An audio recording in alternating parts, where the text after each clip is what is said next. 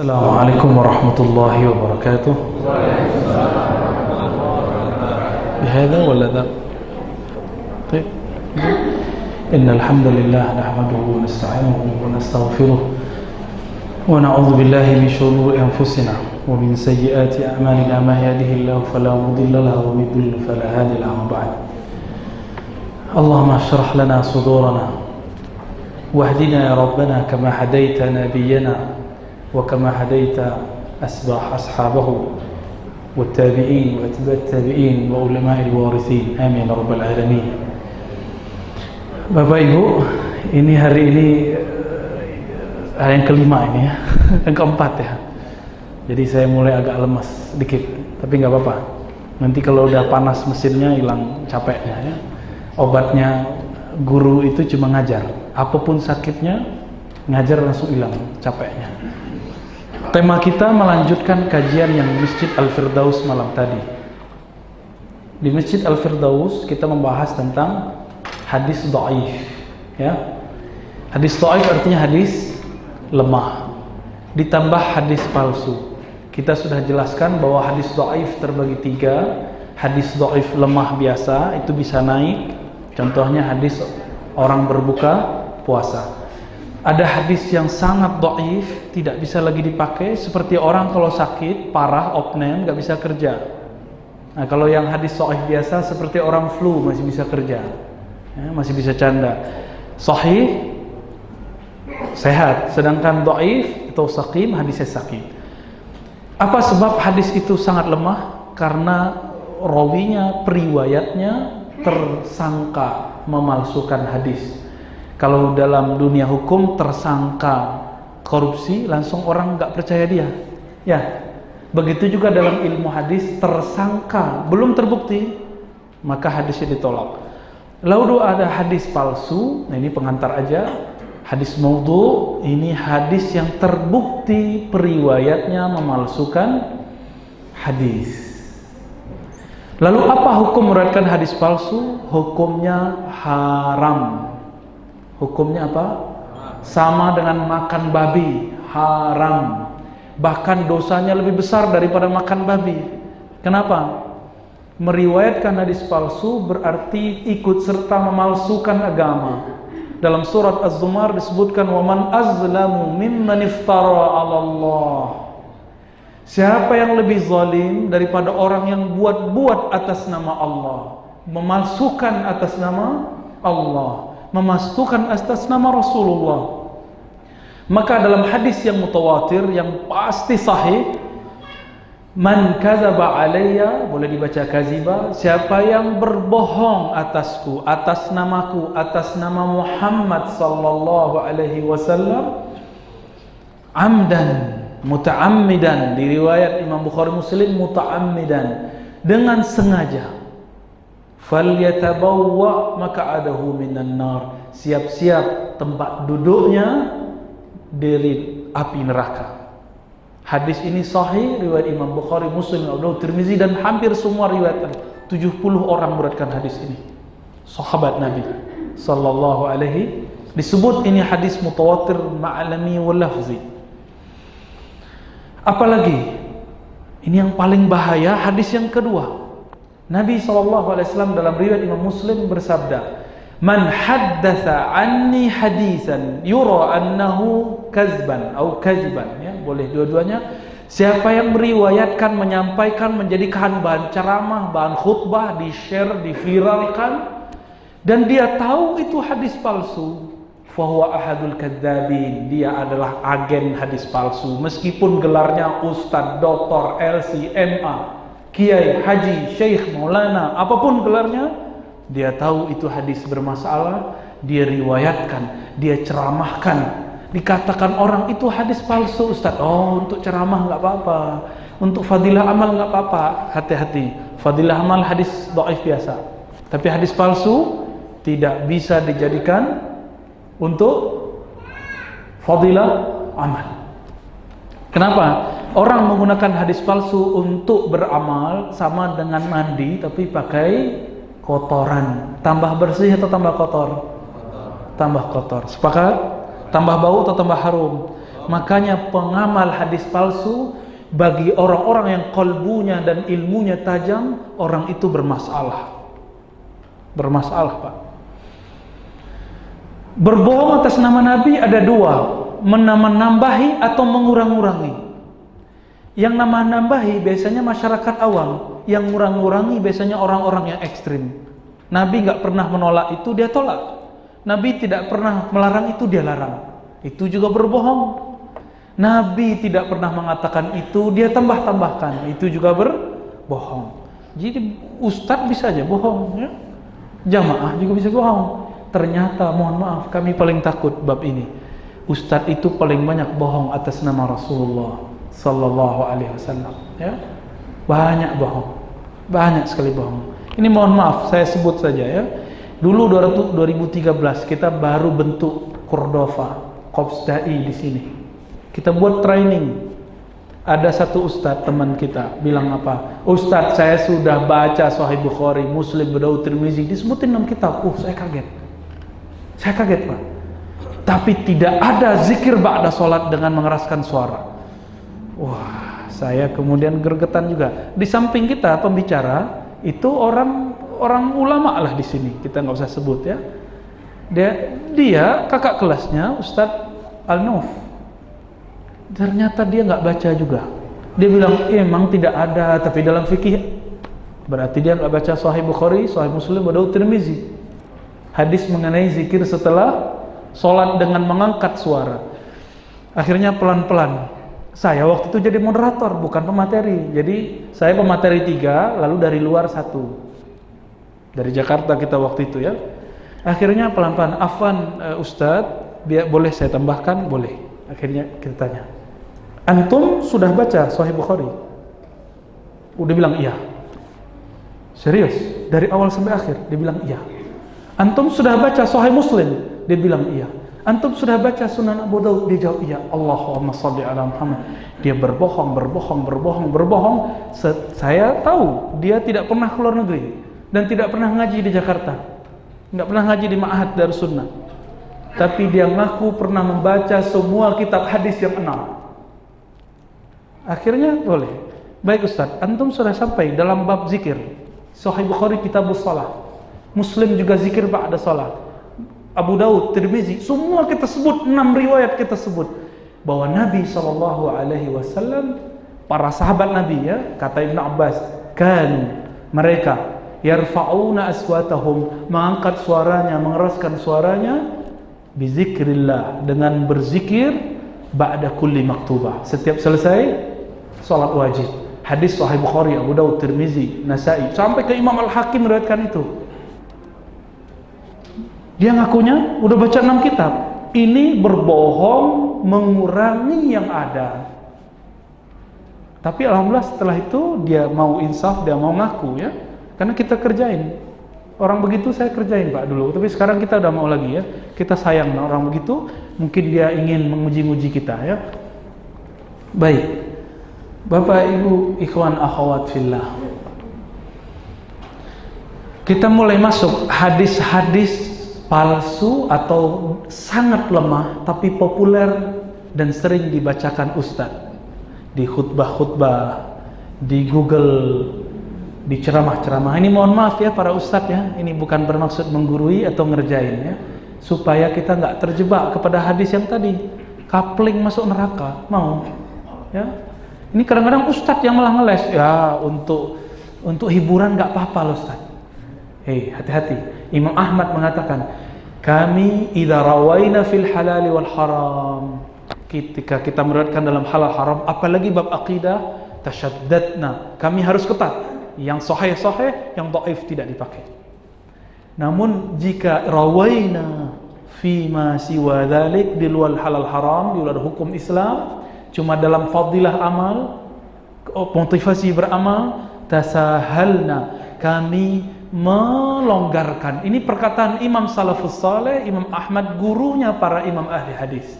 Bukhari Muslim berguru ke Imam Ahmad. Itu juga perkataan Imam Ibnu Mahdi, gurunya Imam Syafi'i. Berarti dalam bab hadis dhaif ada yang boleh, itu dhaif biasa. Tapi kalau sudah dhaif, sangat dhaif dan palsu, nggak boleh sama sekali. Mau dalam hukum, mau dalam akidah, ataupun bab pahala motivasi beramal. Apa yang pertama? Pernah dengar hadis ini? Utlubul ilma walau bis-sin. Ya. Ini enggak palsu Pak, tapi dhaif. Jiddan. Sangat lemah. Yang sahihnya tanpa bis-sin. Yang sahihnya cuma utlubul ilma. Tuntutlah ilmu. Turunannya itu palsu. Utlubul ilma minal mahdi ilal lahdi. Maknanya benar, tapi jangan bilang sabda Nabi. Jadi ada adabnya. Dalam sebuah riwayat jangan sebut ini hadis Nabi, tapi sebut saja riwayat. Itu adabnya. Nah, kita ajarin caranya supaya antum tidak disebut pemalsu hadis, agen hadis palsu. Mending agen umroh, ya dapat duit. Ini agen hadis palsu, dapat neraka Pak. Gimana hadisnya? Utlubul ilma, tuntutlah ilmu sampai ke negeri Cina. Yang kedua, utlubul ilma dari Mahdi. Mahdi itu apa arti Mahdi? Baru lahir. Ya, Mahd itu artinya tempat hamparan. Mihada di Quran. Kalau orang baru lahir ditaruh di bawah itu namanya mihad. Jadi bumi itu disebut mihad, hamparan. Dari hamparan baru lahir sampai ke lahad. Maknanya benar nggak? Jadi bisa saja hadis palsu itu maknanya benar, tapi disebut dari Nabi, adabnya salah. Berbohong atas nama saya, dosanya kecil. Berbohong atas nama gubernur, dosanya kecil. Berbohong atas nama Soekarno, dosanya kecil. Berbohong atas nama masjid, dosanya masih kecil. Tapi berbohong atas nama Nabi, berarti bohong atas nama Jibril. Bohong atas nama Jibril, bohong atas nama Allah. Itu disebut orang paling zalim di Quran surat Az-Zumar. Orang zalim itu munafik, munafik kekal di neraka. Na'udzubillah min dzalik. Namun kami, ini adab kita Bapak Ibu, kalau ada ustadz guru masih menyampaikan itu, jangan langsung ditegur di depan orang. Nanti kalau di belakang kita kasih tahu, Pak, kemarin kita dapat kajian. Berdua, jangan di depan orang khalayak umum ya. Itu hadis palsu. Nanti saya share ini ke Ustadz Alnof, silakan dibagi-bagikan nanti ya. Kita bolehkan. Namun ingat, yang punya hak mendiagnosa hadis sahih, hadis dhaif itu cuma ahli hadis. Ya, Bapak Ibu nggak punya hak karena bukan spesialis hadis. Ini kita harus buat jarak Pak. Berapa lama spesialis hadis sama dengan spesialis kedokteran? 10 tahun. Ada yang sudah ngaji hadis 10 tahun setiap hari Pak. Sampai mimpinya ketemu Nabi. Atau tidurnya kitab hadis, bangunnya kitab hadis lagi. Seperti imam-imam terdahulu, ya. Enggak ya, tidurnya pakai HP, bangunnya yang pertama dicari HP. Tahu-tahu pas bangun di alam kubur, cari HP enggak ada. Hati-hati ya. Sebelum tidur zikir dulu Pak, 33. Ini sunnah Nabi, subhanallah. Alhamdulillah, Allahu Akbar, 33 masing-masing. Biar nanti pas bangun tidur itu yang menyambut kita. Kalau bangun tidurnya nanti di alam kubur, jangan HP yang dicari ya, kecuali antum pasang alarm. Utlubul ilma walau bisin. Ini kebetulan belum masuk bulan Ramadan, tapi nanti bulan Ramadan hadis ini laku. Ya, hadis ketiga. Man fariha bidukhuli Ramadan harramallahu ajsadahu aw jasadahu 'alan niran. Siapa yang bahagia masuknya bulan puasa, Allah haramkan badannya, tubuhnya dari ujung rambut sampai ujung kaki dari neraka. Ini hadis apa bukan? Ya, kita udah bolak-balik sampai 100 kitab hadis kita cari, belum ketemu. Sampai ke kitab Imam Ibnu Asakir kita cari nggak ketemu. Ternyata ketemu. Saya ingat di waktu kecil kita membaca 5 kali khatam kitab Durratun Nasihin. Kitab Durratun Nasihin ini emang sangat menghibur karena amal sedikit pahala besar. Ternyata setelah ngaji hadis kepada ahli hadis, ketahuan 50% lebih hadisnya palsu, 50% yang lain boleh dipakai. Cuma karena banyak yang masalah, kita nggak pakai, Pak. Ya, kita nggak pakai. Kitabnya apa? Durratun Nasin. Saya udah hampir hafal itu, sehingga saya dulu penghafal hadis palsu. Ya, jadi kalau orang sebut sebuah hadis, ingatnya ada di kitab itu, berarti bermasalah. Ya, alhamdulillah setelah itu ketemu guru yang mengajarkan hadis Sahih Bukhari, Muslim, dan hadis-hadis Sahih lainnya. Ini ketemunya di Durratun Nasihin karangan seorang syekh, tapi bukan ulama hadis, bukan. Dia kayak jurnalis aja, ngumpul-ngumpulin hadis. Namanya Utsman Al-Khubbani, bukan Utsman Kebab ya. Al-Khubbani. 1 jilid. Nah, itu ketemu di situ, Pak. Nggak ada sumbernya. Ini hadis palsu. Menyampaikan hadis ini setelah tahu tanpa menjelaskan kepalsuannya, dosanya besar.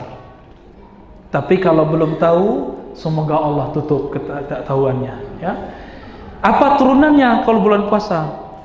Pahala Qiyamul Lail malam pertama, kedua, ketiga sampai malam 30 itu hadisnya palsu.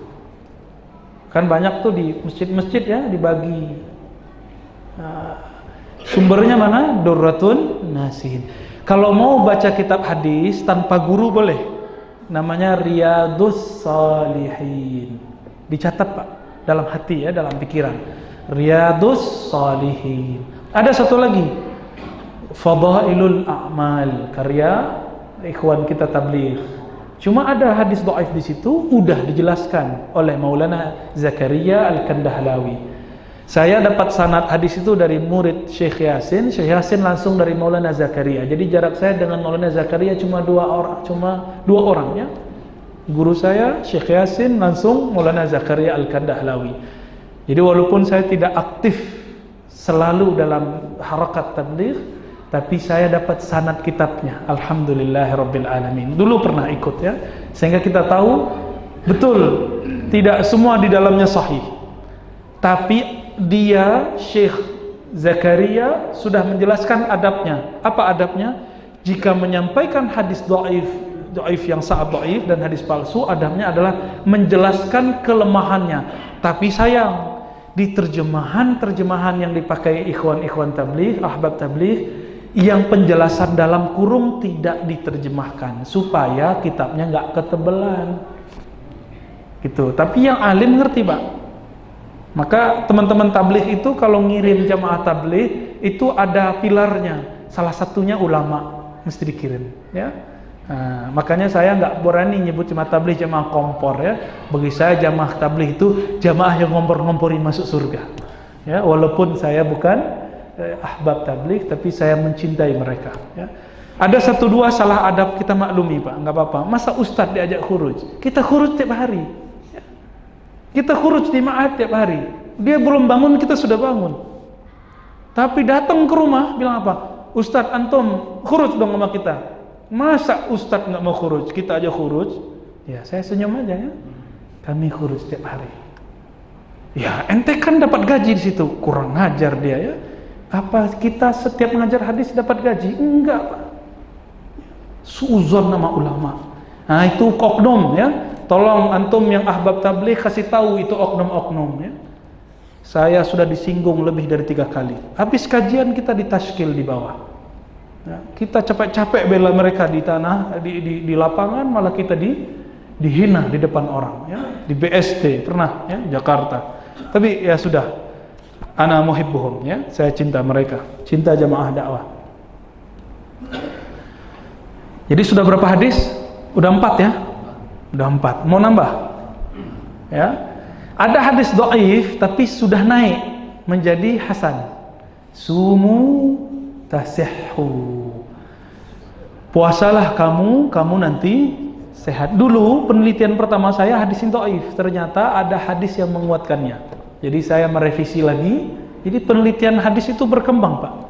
Sumu, puasalah kamu, niscaya kamu sehat. Tapi ingat, puasa bukan cari sehat. Puasa cari keridhaan Allah. Dikasih sehat ridho, dikasih sakit ridho. Ya. Sering dengar kalimat ini, siapa yang hari ini lebih baik dari kemarin? Ya. Siapa yang hari ini sama dengan kemarin? Apa? Merugi. Siapa yang hari ini lebih buruk dari kemarin? Bahasa Arabnya mau tahu. Man istawa yawmahu fahuwa maghbun. Wa man kana yawmuhu syar min amsihi fahuwa mal'un. Siapa yang harinya sama dengan kemarin, orang merugi, maghbun. Siapa yang harinya lebih buruk dari kemarin dapat ilmu, hari ini belum dapat ilmu, itu antum harinya buruk, mal'un, terkutuk. Kan bahaya itu Pak. Kalau Ustaz Arnaf nggak datang ke sini hari ini, antum jadi mal'un dong, terkutuk dong. Kalau nggak ngaji hari ini, terkutuk dong. Ternyata nggak begitu ya. Di mana dapat hadis ini? Ternyata ini maknanya sahih, tapi bukan hadis Nabi. Ini disebut dengan hadis mimpi. Imam Al-Baihaqi, ada yang namanya Baihaqi? Imam Al-Baihaqi punya kitab Syu'abul Iman, cabang-cabang iman, menceritakan dari seorang tabi'in namanya Abdul Aziz bin Rawat, ulama tabi'in yang sering bertemu Nabi dalam mimpinya, karena mimpi bertemu Nabi itu benar. Apa kata beliau? Ra'aitun nabiyya sallallahu alaihi wasallam fil manam qala. Aku melihat Nabi dalam mimpiku, qala, bersabda. Tapi oleh orang awam kata mimpinya dibuang. Tersisalah qala, berkata, dikira itu hadis, padahal itu bukan hadis. Man istawa yawmahu fahuwa maghbun. Siapa yang sama harinya merugi, yang tidak sama lebih buruk mal'un. Ternyata itu hadis mimpi. Hadis mimpi tidak disebut hadis, itu setara dengan ilham. Ya. Jadi kalau ada nanti yang ketemu Nabi bilang bunuh Ustadz Rozi, itu nggak benar Pak, ya, nggak benar itu, nggak benar itu setan itu ya. Masa Nabi ngomong begitu? Ada yang nyuruh sembelih anakmu di hari Zulhijjah, ada disembelih anaknya. Kata dia, saya mimpi 3 kali kayak Nabi Ibrahim mimpi 3 kali. Allahumma sholli ala Muhammad. Nggak mungkin itu Nabi ya. Fa inna syaitan la yatamassalu bi. Syaitan tidak pernah menyerupaiku. Jadi dia cuma was-was dikiranya mimpi. Mau nambah lagi? Ini bulan apa nih Ustaz? Rabiul Akhirnya. Setelah Rabiul Akhir apa? Rajab. Nah ini siap-siap. Bulan depan hadis palsu kembang lagi Pak. Apa hadis palsunya? Siapa yang berpuasa 1 hari dapat pahala 1000 tahun. Yang berpuasa 2 hari di bulan Sya'ban dapat pahala sekian tahun, terus sampai akhir. Lebih 1000 tahun. Antum bisa bayangkan 1000 tahun? Lailatul Qadar berapa lama? Cuma 1000 bulan. Masa yang jelas fa'alanya cuma 1000 bulan, yang nggak jelas 1000 tahun. Ini ciri-ciri hadis palsu. Jadi kalau nggak ngerti ilmu hadis, cek aja Pak. Masa lebih, jadi standarnya lebih gede dari Lailatul Qadar. Amal sedikit tapi lebih gede dari Lailatul, udah pasti palsu. Ini perkataan Imam Ibnul Jauzi. Kalau kamu nggak ngerti ilmu hadis, cek pahalanya lebih gede nggak dari Lailatul Qadar, amalnya lebih ringan Lailatul Qadar. Berarti itu hadis palsu. Jazakallah sih. Namun boleh nggak puasa? Rajab bulan haram, berpuasa di bulan haram itu sunnah. Tapi bukan karena hadis palsu. Apalagi di bulan Rajab ada bid, ada awal bulan, tengah bulan, akhir bulan, ada Senin, Kamis. Silakan puasa. Ada teman kita gagal fokus, dikira nggak boleh puasa. Bukan, tidak boleh menggunakan hadis ini untuk landasan puasa. Bisa bedain? Jangankan Rajab, bulan Rabiul Akhir aja kita puasa. Hari Senin puasa nggak Pak besok? Ya, tapi saya nggak kuat puasa ya, saya mau safar besok. Ya. Yang puasa doain saya ya. Amin. Ada lagi Pak hadis palsu seputar bulan Rajab. Rajab syahrullah, bukan Syahrul Gunawan. Rajab syahrullah. Rajab itu bulannya Allah. Udah berapa hadis? Tuh, saya nggak hitung Pak ya. Hitung sendiri deh ya. Rajab syahrullah. Rajab bulan Allah. Sya'ban bulanku, Nabi Muhammad. Wa Ramadan syahru ummati. Ramadan bulan umatku. Itu hadis sangat dhaif, tidak palsu. Ya, jadi kalau menyampaikannya boleh, tapi kasih tahu ini sangat dhaif. Sehingga kita nggak pakai, cuma pengen tahu aja. Ya. Ada lagi hadisnya orang travel. Mohon maaf orang travel ya, ustadz travel, tolong jangan pakai hadis ini.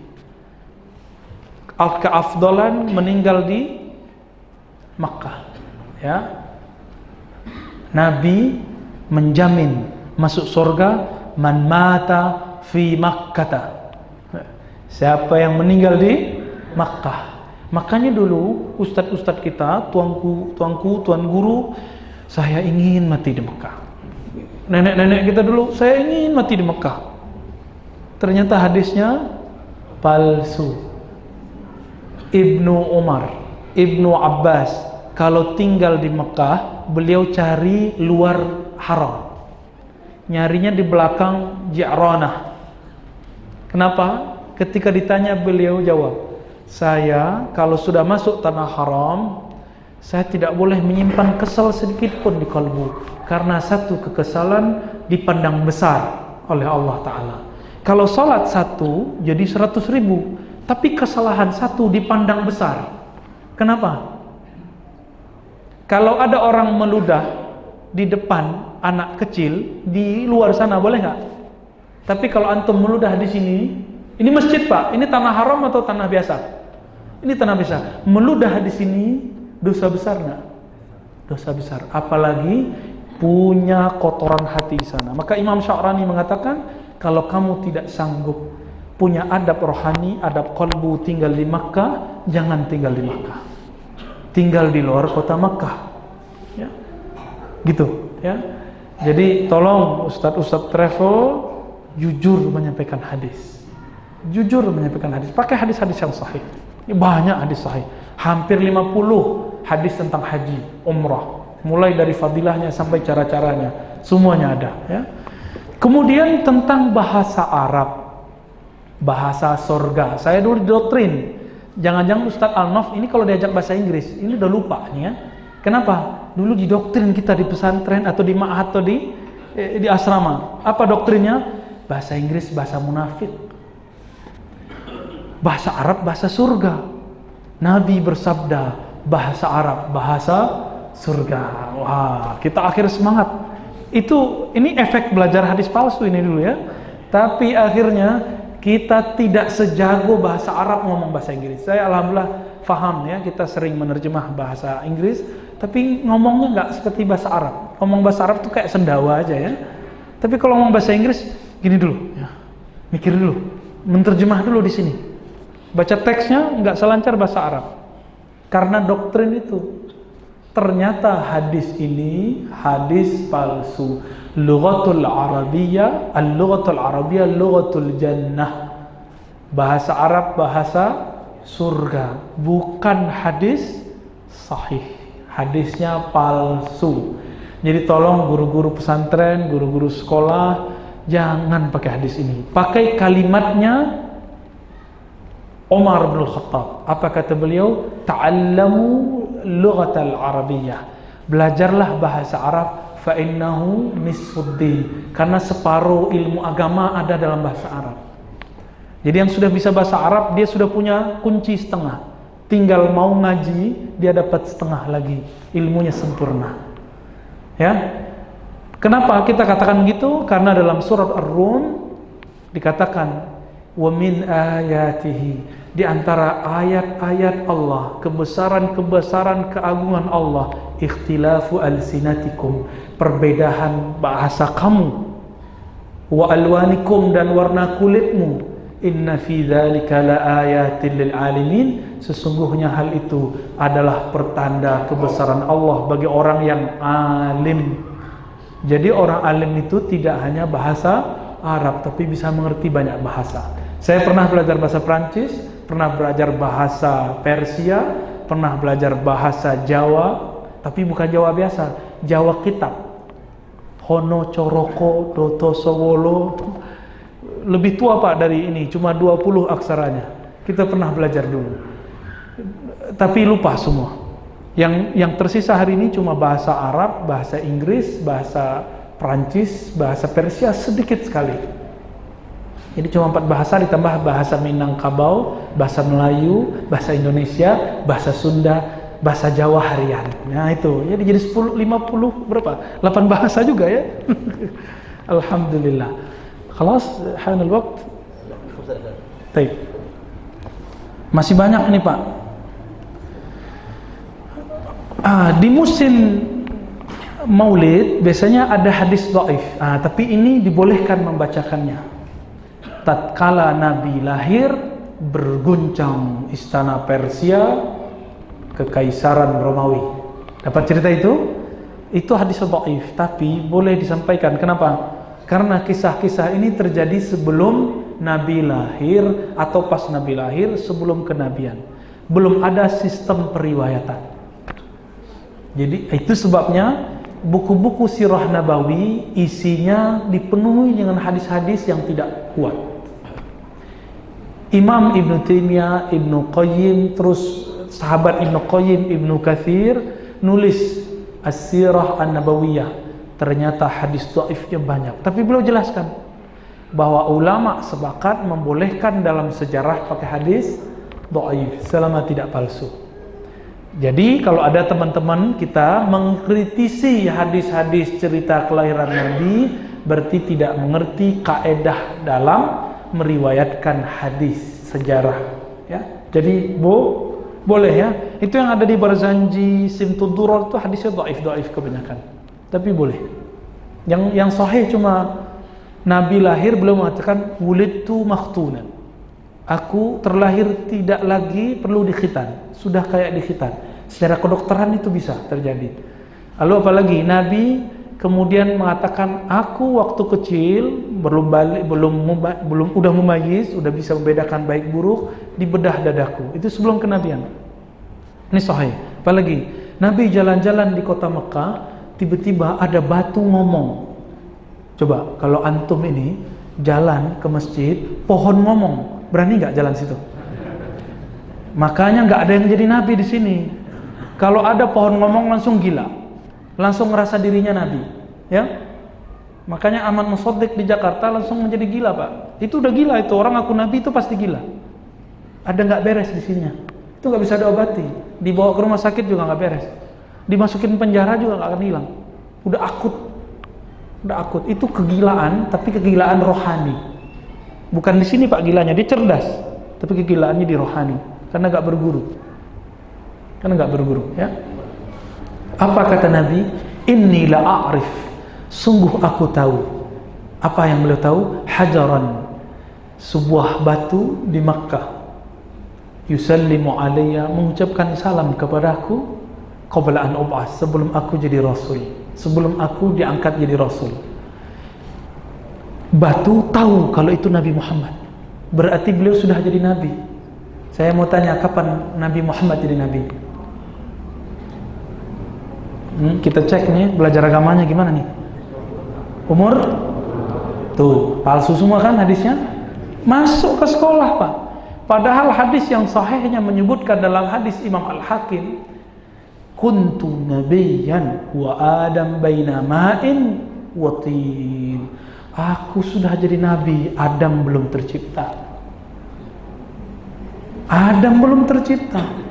Maka kata Imam Ibn Katsir murid Ibn Taimiyah rahimahullah, Imam Salafi. Apa kata Ibn Katsir dalam tafsir Quranul Azim, tafsir Ibn Katsir, ketika Allah menurunkan ayat alastu bi rabbikum qalu bala syahidna, bukankah aku Rabb kalian? Bukankah aku pencipta kalian? Allah malah berbasa-basi. Roh yang pertama menjawab adalah rohnya Nabi Muhammad sallallahu alaihi wasallam. Ketika Nabi Adam menikah, beliau bersolawat, itu jadi maharnya. Makanya orang yang disebut nama Nabi tidak berselawat itu orang bakhil, karena perkawinan sah Adam dan Hawa itu hanya dengan berselawat. Hadis riwayat Imam Al-Hakim dan hadisnya sahih menurut Imam Al-Hakim. Masih mau jadi orang pelit? Ya, bapak ibu ini semua jadi anak zina kalau enggak bersolawat Nabi Adam. Jadi Nabi Adam bangun tidur, tiba-tiba ada cewek cantik. Hawa itu perempuan paling cantik di dunia, paling cantik. Istri Nabi Ibrahim, siapa namanya? Satu lagi yang pertama, Sarah. Itu separuh cantiknya Hawa. Itu kata Imam Ibnu Katsir. Siti Adam, Siti Hawa itu cantiknya bukan main. Ingin kita kalau udah berdua mojok Pak, mau ustadz mau apa, kalau udah mojok sama cewek pasti tangannya kayak kena magnet, pengen megang. Mau wali nggak wali sama, mau ustadz nggak ustadz sama. Nabi Adam juga begitu, itu udah fitrah. Jadi kalau itu pernah terjadi pada kita, tobat kepada Allah, hentikan itu, blok semua nomornya. Karena orang melakukan itu karena dia suka. Si perempuan juga suka disentuh, ya kan? Apa kata Allah? Adam, tunggu. Kamu belum bayar maharmu. Apa maharnya? Ya Allah, saya melihat ada nama Muhammad di Arsy. Saya ingin menyampaikan salam kepada si Muhammad. Allahumma salli ala Muhammad wa ala ali Muhammad. Akhirnya sah, lahirlah cucu anak Adam. Inilah jadinya ya, yang wajahnya macam-macam ini. Terima kasih ya Rasulullah. Semoga Allah menjadikan kita umatnya, ya, yang nanti dicari-cari beliau untuk diberi syafaat. Amin ya rabbal alamin. Demikian kita lanjutkan tanya jawab insyaallah setelah salat isya. Wa sallallahu ala Muhammad subhanakallahumma wa bihamdika asyhadu an la ilaha illa anta astaghfiruka wa atubu ilaik. Assalamualaikum warahmatullahi wabarakatuh.